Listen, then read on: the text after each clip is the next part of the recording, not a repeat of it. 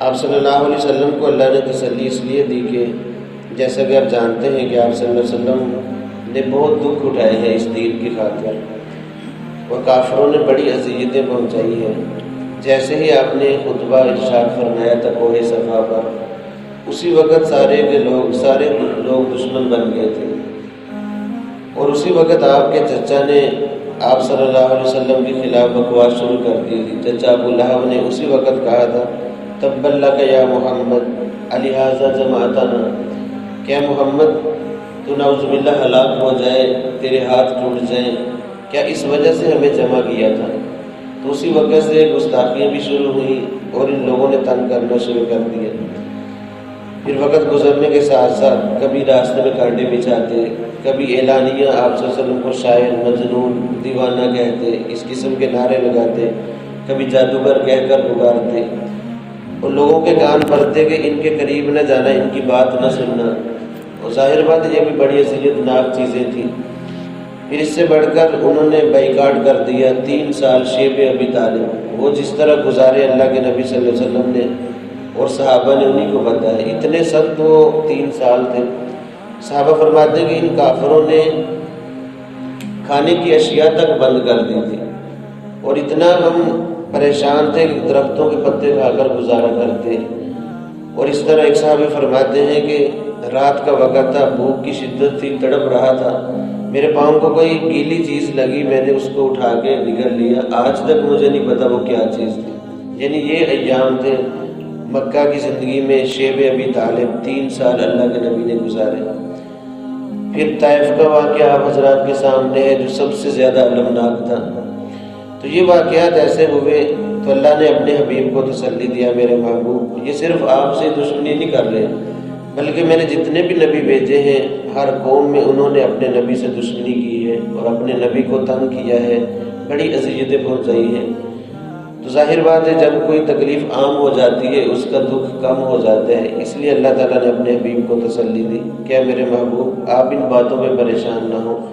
وَكَفَىٰ بِرَبِّكَ هَادِيًا وَنَصِيرًا، آپ کا رب رہنمائی کرنے والا، ہدایت دینے والا ہے اور مددگار، مدد کرنے والا ہے۔ آپ کا رب آپ کی مدد کرے گا، اور یہی لوگ جو آج تنگ کر رہے ہیں ایک دن آئے گا کہ یہی آپ کے سامنے سر جھکا کر کھڑے ہوں گے اور اپنے کیے پر شرمندہ ہوں گے۔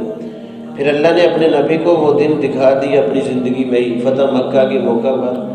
یہی کافر اور مشرک لوگ اب سر جھکائے کھڑے تھے، کسی کی ہمت نہیں تھی کہ اللہ کے نبی کی طرف نظر ہی اٹھا سکے شرمندگی کی وجہ سے، اور اپنے کیے پر اتنے نادم تھے کہ ہم نے کیا کچھ کیا اللہ کے نبی کے ساتھ۔ اور آگے اللہ کے نبی کا بھی حوصلہ دیکھیں، ایک ہی جملے میں سب کو معاف کر دیا۔ تو اللہ تعالیٰ فرمایا کہ میرے محبوب آپ کا رب ہدایت دینے والا ہے۔ اب ہدایت اللہ تعالیٰ کس کو دیتے ہیں؟ والذین جاہدوا فینا لنہدینہم سبلنا، جو بھی اللہ کے راستے کی طرف کوشش کرتا ہے اسی کو اللہ ہدایت دیتے ہیں۔ لیکن جو منہ موڑ لیتا ہے، قرآنی تعلیمات آتی ہیں، اللہ کا دین آتا ہے، روگردانی کرتا ہے، تو اللہ تعالیٰ اس کو بھی ہدایت نہیں دیتے، اللہ تعالیٰ مزید اس کو موڑ دیتے ہیں برے راستے کی طرف، اسی میں وہ بھٹکتا رہتا ہے اور گمراہی میں ہی اس کی موت آ جاتی ہے۔ آگے مشرکین کے ایک اعتراض کو نقل کیا ہے، جیسا کہ ماقبل شروع صورت میں ان کے اعتراضات شروع تھے۔ اب انہوں نے اعتراض یہ کیا کہ یہ قرآن اگر واقعتاً سچا ہے تو ایک ہی مرتبہ پورا نازل کیوں نہیں ہو گیا؟ یہ تھوڑا تھوڑا نازل ہوتا ہے، اس کا مطلب نعوذ باللہ کہ اللہ کے نبی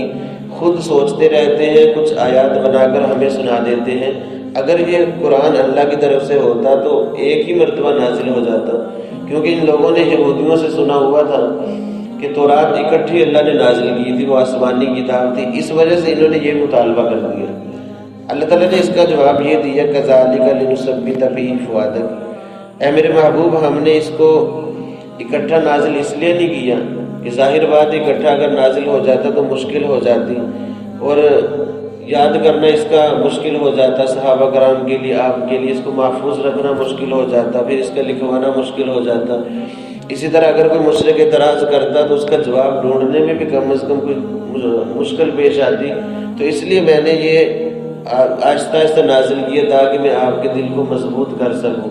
اور اللہ تعالیٰ نے ایسا ہی کیا۔ پھر جب کوئی مشرک اعتراض کرتا فوراً اللہ تعالیٰ اس کا جواب نازل فرما دیتے اور اللہ کے نبی کو دقت بھی نہ ہوتی اسی طرح صحابہ کرام کو یاد کرنے میں آسانی رہتی، آپ صلی اللہ علیہ وسلم کو بھی یاد کرنے میں آسانی رہتی۔ تو اس لیے اللہ تعالیٰ نے آہستہ آہستہ 23 سالوں میں یہ قرآن مجید نازل فرمایا۔ تو فرمایا کہ بھلا یأتونک بمثل، یہ اعتراض تو کرتے ہیں لیکن قرآن نے کتنے چیلنج کیے ان کو، اس قرآن کی ایک سورت کی مثل بھی یہ نہیں لا سکتے، ایک آیت کی مثل بھی یہ نہیں لا سکتے، لیکن ہم آپ کے پاس حق لائے ہیں اور اچھی تفسیر لائے ہیں، کھول کر ہم نے آپ کے سامنے یہ قرآن کو بیان کیا۔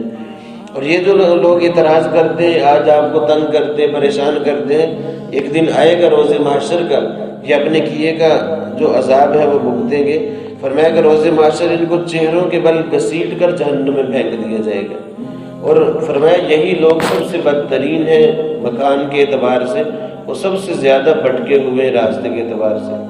تو یہی اصول ہے، جو بندہ کسی کو تنگ کرتا ہے بلا وجہ، اس کا انجام آخر کار یہی ہوتا ہے، یا تو دنیا میں ہی اس پر پکڑ آ جاتی ہے اللہ رب العزت کی، نہیں تو پھر آخرت کا انجام تو سارا ہی ہے۔ آخرت میں اللہ تعالیٰ سب بتا دیتے ہیں، دکھا دیتے ہیں کہ کس نے کیا کیا ہے، اس کے اعمال اس کے سامنے آ جاتے ہیں۔ تو جنہوں نے بھی اللہ کے نبی صلی اللہ علیہ وسلم کو تنگ کیا، جہاں تو اللہ نے دنیا میں بھی ان کو کچھ نہ کچھ سزا دے دی، جیسے ابو جہل ہے، بدر میں قتل کر دیا گیا، ابو لہب، اس بار اللہ کے نبی نے بد دعا کی تھی، اس کو بھی ایسی بدترین بیماریاں لگیں کہ یہاں تک آتا ہے کہ اس کے بیٹوں نے بھی اس کو چھوڑ دیا تھا، اور اسی حالت میں کیونکہ اس سے بدبو آنا شروع ہو گئی تھی زندہ سے ہی، اور ایسی بدترین بیماریاں اس کو لگ گئی تھی، بیٹے بھی چھوڑ کر چلے گئے۔ خیر جب مر گیا تو لوگوں نے لعنت ملامت کیا کہ آپ کا باپ ہے، پھر بھی آپ کیوں اس کو دفن نہیں کرتے؟ تو کسی لوگ پیسہ دے کر لوگوں کو، کچھ کام کرنے والے نوکروں کو بلایا، انہوں نے لاٹھیوں کے ساتھ دھکے دے دے کر اس کو گھسیٹ کر ایک کنویں میں پھینکا۔ یہ انجام ابو لہب کا دنیا میں ہوا، اور آخرت کا انجام تو الگ ہے۔ تو جو لوگ دنیا میں کسی کو بلا وجہ تنگ کرتے ہیں، ظلم کرتے ہیں کسی پر، اور ظالم کو اللہ تعالیٰ چھوڑتے نہیں ہیں، اللہ تعالیٰ ظالم کو دنیا میں بھی نشان عبرت بناتے ہیں، اور آخرت میں انجام جو ہے وہ تو ابھی کسی نے دیکھا نہیں ہے، وہ بھی سب سے بدترین انجام ہوگا۔ اسی لیے فرمایا یہی لوگ سب سے بدترین ہوں گے ٹھکانے کے اعتبار سے، مکان کے اعتبار سے، یعنی جہنم ان کا ٹھکانہ ہو جائے گا، اور بھٹکے ہوئے ہیں راستے سے، ہدایت کی طرف نہیں آئیں گے۔ اللہ رب العزت سے دعا ہے کہ اللہ تعالیٰ ہمیں دین کے مطابق